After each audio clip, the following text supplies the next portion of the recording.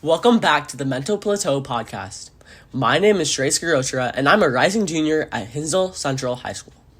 I'm very passionate about mental health, how it intersects with other careers, as well as how we can help others in our very own communities. Today, we'll be discussing the complex overlap between mental health as well as the field of medicine. With that said, I welcome Dr. Moosabhoy, a highly respected pediatrician and spokesperson for mental health in his community. Let's get right into it.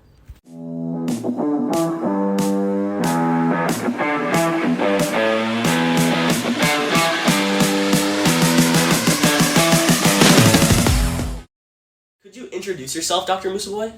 I am a pediatrician at Pediatrician, Hinsdale Pediatrics. I've been practicing for about 12 years. Did my training at Rush Medical College and then did my residency at the University of Chicago. And proud to be a pediatrician in the community, working with a lot of the kids out here and a lot of the other organizations. Yep. So, considering that the field of medicine is so broad and as well as very rigorous, what drove you to choose such a career amongst everything else? Well, it's interesting because I didn't start out my career in medicine. I did my undergraduate at University of Illinois in Champaign in mechanical engineering and worked for about 5 or 6 years. And then, everyone asks me why I went into medicine, and I just tell them, I had an enlightenment. I just kind of felt like I was on the wrong path, and this was the right path for me. And I think that, that's really the point, is that, a lot of kids or people think that from day one they want to be a doctor and they don't know why. But I think you always have to keep your options open. You got a lot of people who go into medicine who don't end up there, and you have a lot of people who don't go into medicine and end up a doctor. So just follow your gut, keep exploring, and you'll end up where you end up. Yeah. I mean, even in the classroom, one thing that I do see is on Introduce Yourself, on the very first day, people are always one in every 3 students are I want to be a doctor when I grow up, or I want to be a surgeon, or I want to enter the medical field. So, given the rapidly evolving landscape of healthcare, do you have any advice for aspiring students, whether it be in high school, college, or in higher levels of education? Yeah, I think it's amazing that so many people want to be doctors. To be a doctor, doesn't just mean that it's a profession. It means that you're helping people, that you are interested in being a part of the community, that you are interested in helping people in the community, right? Not just yourself.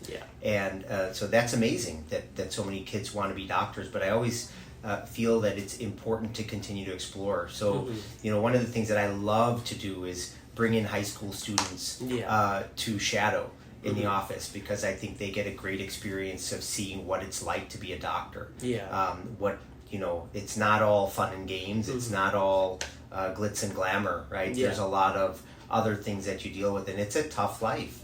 You're constantly have to be on your game. You constantly have to be focused, and you get some difficult cases, and so you got to explore. You've got to look around, see what you like, and explore other things as well. Even when you're thinking about college, there are a lot of people who want to be doctors, who think about being a doctor, and then sophomore, junior year of college, they realize that's not the path for them.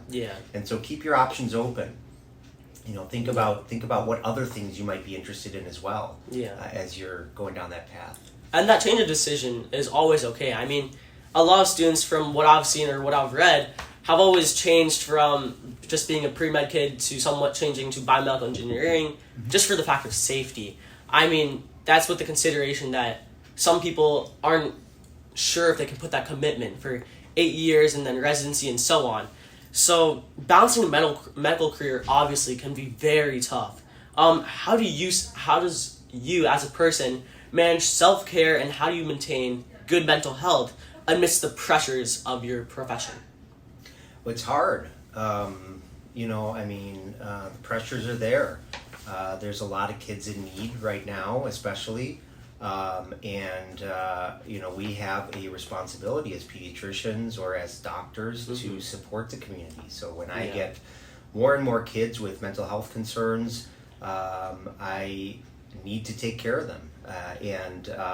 A lot of the mental health providers, our psychiatrists, our psychologists, they are also overwhelmed with just the sheer numbers of kids in need of help, and so a lot of times that weight falls back on the pediatricians, right? Yeah. So we are responsible for our kids, and that's the commitment we make, and so we have to put in the time. Yeah. But with that, you've got to take time for yourself. If you're not, if you're not maintaining your own mental health, then you are not. You're doing a disservice to your patients and your community as well. So you got to take the time, whatever you need as a physician, to center yourself. For me, it's my family. I like to spend time with my family. I like to be at home. I like to exercise whenever I can. Things like that really help me to feel more centered. I completely agree with your idea. And here on the Mental Plateau podcast, we somewhat clarify that as the term of a mental plateau. So as we slightly discussed in the last episode with Raymond Gonzalez, who's also a social worker, he mentioned that a mental plateau is an object that can be in your own mind, and it's important to not only help yourself, but also help others, whether that be your peer or your community or anyone around you, overcome those small challenges or even big ones that may not be physical, but more on the mental side. So considering that you talk to a lot of teenagers or a lot of kids, in your opinion, what are 1 to 2 mental issues or mental plateaus that our generation is somewhat struggling with, and what would be your advice for that? Well, I think the generation, your generation, the high school kids now, even the college age kids now, they're different from my generation. I'm old now, I'm that higher generation. My hair's turning white, and the experiences that you guys have are different from what we had growing up. This exposure to screens, to phones, to Instagram, social media, has, in a sense, rewired your brains. Yeah. And the stimulation that you guys, that the youth generation seeks out, has affected how you think and how kids process information. Yeah. And so I think one of the biggest things is that the youth have to understand is that you have to slow your brain down. Yeah. You really have to slow down the stimulation that you are providing or that you are exposing yourself to. Yeah. And take the time to just rest your brain and rest your mind. Give your mind a chance to heal and recover from all the stimulation you get with school, with homework, with sports, and so really find a way to center that the overstimulation that you're getting. Yeah, I completely agree with that idea that sometimes it is necessary to slow down. I mean, with our new generation, there's also a new world, and with that comes new pressures as well as new benefits. I mean, obviously, in the modern world, some things that we do see is just the pressure from online and the internet, as you mentioned, but also a lot of the rising global issues and how there's so much going on around us. I mean, it's definitely a change that many have to adapt to, and that's very important. With that said, one of the main things that's growing as of today is mental health. So you've obviously done a lot for your community when it comes to mental health. So let's talk about your passion with that. What inspired you to initiate the organization of mental health community board meetings? So we had I have seen over time, obviously in my office, working with kids as they grow up, a lot of the mental health strains that they go through. But I'm also very involved in my religious community in the Dowdy Bora Mosque in Willowbrook as the health director there, the medical health director there. And so we work with kids in their what we'd call their Sunday school classes or their religious classes. And we talk a lot about exposures to mental health issues, to drugs like vapes and cigarettes and all that. And we see the impact that has on their faith, on their mental health, and on their well-being.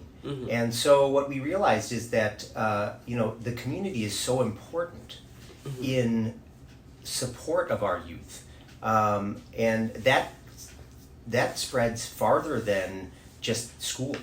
We have to look at all the people that connect with our youth. And so we decided that we wanted to bring all these people together in a round table and have a discussion. So we joined together with the Illinois Department of Public Health and the Seifi Burhani Medical Association and obviously the Chicago Dowdy Bora community. And we brought together people from all walks of life. So obviously you have your teachers and your social workers that connect with youth, but you also have religious leaders. You have your psychiatrists and your psychologists. You have your youth organizations like the Boys Club of America, like the West 40, which is an organization that helps with the youth mental health in schools. And so we brought all these people together, and of course, most importantly, we wanted to bring in students, because I think students as peers really are at the front line. You have friends, you have other kids in school that you may identify these needs for. We brought all these people together to discuss, to communicate, to connect, and to talk about what the mental health needs are, what their needs are in order to help their youth. And I think that's a passion of mine. I think that the community is so important to support our youth, because these are the people who are around them a lot, who have built relationships with our kids, and who our kids trust. And a lot of times our kids will confide in a religious leader or in a social worker, or maybe someone who doesn't know how to approach their needs for mental health support. And so I think getting the frontline community leaders the support they need to understand mental health better and to support the youth is really what's going to help our youth come forward with their mental health needs and talk about it. Organizations like that are really just the beginning of a movement. You guys inspire teens, students, really the whole entire community to take action. And that's also visible in like high schools, in our own educational areas, because in my own school, Hinsdale Central High School, kids have taken away that message of mental health and created their own clubs like Operation Snowball or SADD, which is strong taking action against destructive action. So basically, we can take clubs like that, and it's really just a snowball effect, because we're able to influence others, educate others, whether that be our peers, community, our environment, and that allows us to somewhat highlight that message of mental health, which is really important and needed for many of the students who may not realize they're facing their own mental plateaus, but it's omnipresent no matter where it is. So where do you, as a doctor, see the intersection of medicine as well as mental health in your role as a doctor? Well, Shreyas, before we get to that, what was your experience? You were at this round table. What did you think? I found it really inspiring, because we were able to discuss with a lot of people, and that allowed me to somewhat open my perspective, and I was also able to take away those ideas, and from that I can reincorporate it in these things like the mental plateau, our Instagram account, and I can positively motivate our audience, whether that be through the podcast or the Instagram account, and I can make positive reinforcement messages and all that stuff. And a similar experience to that was our Operation Snowball state meet.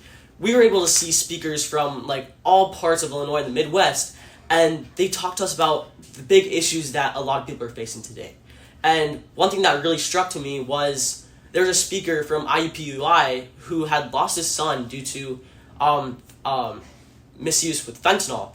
And that really touched me, because it shows that such issues can be really dire, even when it comes to drug use. And it's important to make sure we're safe no matter where we are, and we touch all those like corners to ensure that our knowledge is full when it comes to mental health. But yeah, that I feel like those and your organization, as well as clubs like Operation Snowball and all types of organizations about mental health, really take a lot of action for that. Well, I think that's really important because, you know, the organizations that you guys create take away the stigma with mental health. And I think that's one of the biggest hurdles that kids run into, is that they feel like they're weak. Yeah. They feel like they can't, that mental health isn't tangible. It's not something I can hold, so it's not real. And so this is a problem that we have not just here, but all over the world. Yeah. And so, and we see this all over the world. Yeah. And so, you know, your organizations bring to light mental health issues and bring it to the forefront, and that helps so many kids understand that that they need to talk about how they're feeling and what they're going through, and they need to get help. And so I think it's so important. Yeah. And that's kind of the whole goal of Mental Plateau Podcast. It's to ensure that we can spread that message, as I said earlier. And with that said, mental health and medicine obviously has a lot of overlap. So as an individual, how have you somewhat tried to mix that connection point? And as a doctor, can you share any experiences about how you're able to influence the people around you or your patients or anyone really? Well, yeah, I mean, you know, I feel like it's a responsibility of pediatricians to talk about mental health, and I take a point every time I see a patient in my office, no matter what their age, to talk about how they responded over the past year to their school stressors and social stressors. And a lot of kids will say that, oh, you know, I did fine, I managed, I got through it, I got good grades. But as you break down how they felt through that process, you help them realize that anxiety is not normal. Some levels of anxiety are valuable. We all need anxiety and stressors in order to motivate us to do things, and we actually release adrenaline, right, to help us focus when we have some anxiety. But when your anxiety increases, you start to panic. You have palpitations, you feel overwhelmed, maybe you have a panic attack. And I have so many kids who come into the office and they feel that that's normal because school is stressful. And so we take the time to understand that stress is never going to go away. Stress is never going to end. I just tell them, wait till you have your own kids. Right? Then you'll feel what stress is like. And so you have to learn to process that stress. And you have to learn to use the people around you. You have a lot of support. Every student has parents. They have social workers at school. They have a pediatrician. They have maybe friends. And they need to reach out and talk about these things. But the first thing they need to understand is, where do we draw the line between normal stress and abnormal stress? And once they understand that, then they can understand when they need to seek out help. So the biggest thing I will tell kids is talk to your parents. Talk about how you feel and let them help you understand what stress is like. And I tell parents, listen to your kids. Right? We often try to brush things off as, oh, it'll get better, it'll be fine, it's just a test, it's just this, it's just that. But listen to your kids and talk to them about it. Ask them about their stress. Ask them about their mental health, because the more you communicate, the more likely they are to talk to you. And I completely agree with that idea that anxiety and being nervous is not supposed to be a common factor in our society. And I feel that's really omnipresent when it comes to our education and our schools.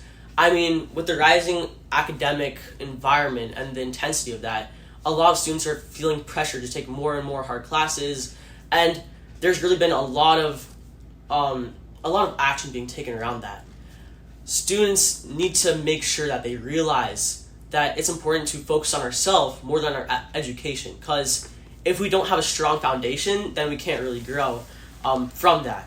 So are there any certain positive outcomes or success stories that you want to share from either your community board meetings or as being a pediatrician? Yeah, I mean, success stories. I mean, every kid that I see in my office, I think, is a success story. You know, kids have struggles, and even the strongest kid has struggles. Yeah. And we see a lot of success stories. Kids who work hard to help themselves. Yeah. Kids obviously working hard in school. And some have more struggles than others, right? Some have learning disabilities. Yeah. Some have attention and focus issues that we work through with them, that we help them with, we talk about, and some that we use medication for. And I see it every day. Kids who are thriving in school because they're getting the help that they need. And kids who will come in struggling in tears because they can't bear the burden, or they can't manage the weight of the stress that they're going through. And I think that, especially this generation of kids, I think they're growing up too fast. Yeah. And they are taking on the stress of life too early. And I mean, remember when I was in high school, it was all about shooting hoops in the backyard. And now there's, kids are, school is competitive, sports are so competitive, and I think that in many ways kids don't have a chance to take a breath. And you have to think about what your goals are and what you need to reach those goals. And give yourself a break. And that I think is the communication, the conversation that has helped kids succeed. But we see it in my office all the time, and I see it in my community too. I talk to kids in my community as well, and just talking helps them. So it's a very fulfilling career. It's a every day I come into work, it's hard, it's tiring, but I wouldn't have it any other way. Because every day I see kids who are struggling.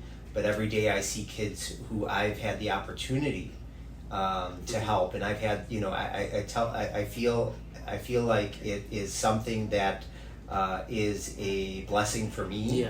That I have the chance and I have the ability to help these kids who are in need. So we see that every day. I mean, the younger parts of society are extremely grateful for people like yourself who are trying to take action and care about the younger parts of society as well as the world. And that really comes to show, as you said, that communication is very important. I mean, just showing, whether that be your mental presence or your physical presence, it always helps with the issues that anyone's facing. And with that said, how do you feel about mental health amongst the younger generations, and how do you feel that we can promote that destigmatization about mental health within their communities, considering the huge stigma that's there? Well, I think it's just important to keep talking about it, doing the things that you're doing, all the organizations that are out there. But most importantly, we all have friends. And I think it's our responsibility. When I call myself the friend of someone, I think it's my responsibility to be there for them. And so when you see a friend who's struggling, when you see a friend who is in pain or who is having a hard time, don't help them hide their pain. Help them talk about it. Help them find help. Right? Because as a teenager, as a high school student, you are the best path or the best connection for your friend to a to an adult or to someone who can help them. Unfortunately, as students, you can't be their therapist. Right? But you can help guide them to the right help, and that's so important as a friend to be able to do that. So I think that's one of the most important things is keep your eyes open. Don't just hide it. I agree with that message, that even though you can't be one's therapist, you can still be a friend. You can somewhat guide them to the resources they need, whether that be subtly by just like informing their friends or community that maybe you need to support them more, or even just giving them that emotional support as a friend, as human beings. We can connect with each other and appreciate each other for the people we are. So with that. Well, so one of the things that when I talk to kids about their mental health issues, when I get kids who are have mental blocks about seeking help for their mental health, one of the first things I tell them is about myself. Yeah. I had a really hard time during COVID. That first year of COVID, I got COVID back that first Thanksgiving when we had a really big peak of COVID, and I dealt with long COVID for 7 or 8 months. I wasn't sleeping well. I had severe anxiety, and was really struggling with my mental health. It was not until I had the realization that I'm just as susceptible to mental health issues as the people that I treat. And when I got help, it made a big difference. And so I think when people realize that they're not alone, that there are other people around them that have same difficulties and are seeking the same kind of help, and they feel like they're part of a community and they're not singled out. And I think that's what's important, is for them to realize that even the people around them who they may think are strong, inside they're all going through a lot of the same things.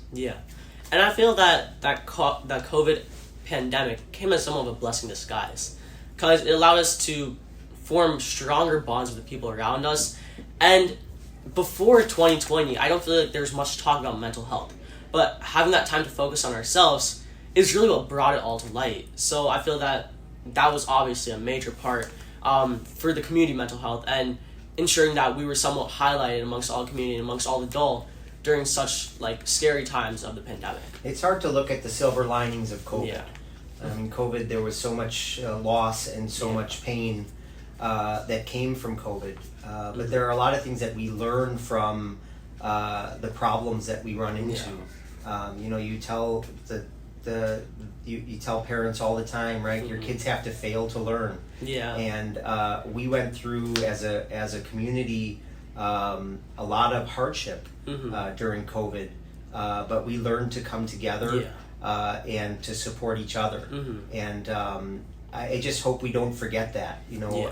Our society is so quick to turn a blind eye to things once the problem is resolved. And I really hope that as a community we continue to push for and to support the mental health of not just our youth but our elderly. And our people my age, right? We all have needs. We all need support. We all need people around us to help prop us up when we are going through difficult times. And so we need to continue to support each other as a community. So with that said, I feel that we really covered everything, and thank you so much, Dr. Moosabhoy, for sharing your outlooks, your outsides, as well as being extremely helpful to guiding students as well as others that inquire more in the medical field. You've really shown an omnipresence of mental health, even when it comes to the medical field. And personally, I feel like I really resonated with your message of communication and how we should take action with every single generation, every single environment, and how we should just really respect others.